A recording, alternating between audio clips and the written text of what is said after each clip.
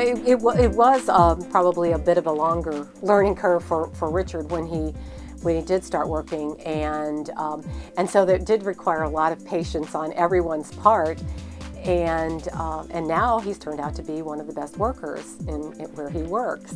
When a person starts a new job, the first few days are often critical and have long-lasting effects on that person's overall job satisfaction and performance.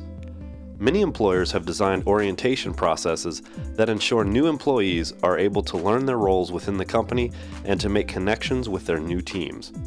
During the orientation process, it is important that employers recognize and implement the 3 key elements of employing persons with autism: flexibility, contextual learning, which can be described as learning the job in the actual job environment, and seamless supports, or engaging other people in the employee's life in the process of making the employment experience successful.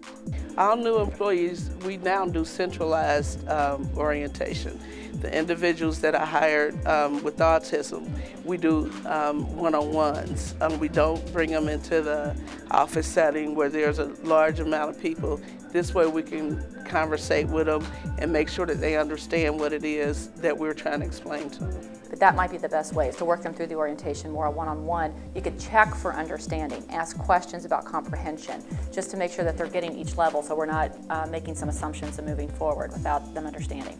The other thing you could do is some pre-teaching. So you might be able to go through some of the concepts, fill in some of the gaps, and then allow that individual to go through the orientation if there's some reason to do that. Building peer relationships, having them feel a part of the community of new employees, that might be important. Building in opportunities to have exercises throughout the modules, not so much lecture-based, because it's something that really, there's not a lot of value in that. You can lose people quickly, disability or not. I think as far as orientation goes, at least the way that it's been most effective for me, is that everyone is treated equally, and everyone, their needs are addressed in the same way.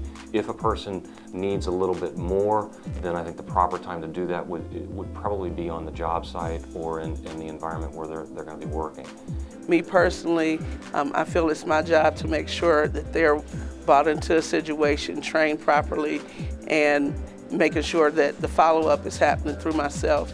Then perhaps if there's something else that they're trying to do, if there's a person that the individual has a good communication level with and they feel confident in, then I think that would be a time to bring somebody else. If there's anything that we need outside of what we are capable of, then the job coach pretty much helps get us through. Everybody is different, and diversity is very important in our business, and so there are accommodations that we make for everyone, and